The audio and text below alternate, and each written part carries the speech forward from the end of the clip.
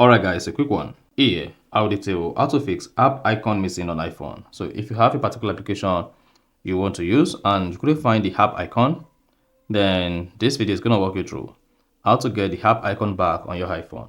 So if I don't know this, you found this often informative, please don't forget to like and then subscribe.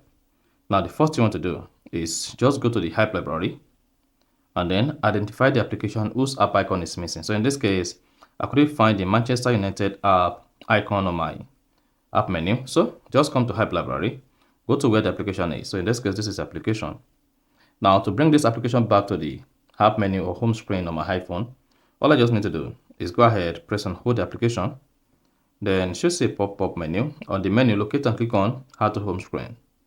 Then once you click on add to home screen, you should see the application added to your iPhone home screen. In most cases, there's going to be where it was deleted if you have not added any other application to this particular spot. So you can repeat this on all the application app icons that is missing on your iPhone. So that is basically how to fix app icon missing on iPhone. So if you found this offer informative, please don't forget to like and then subscribe.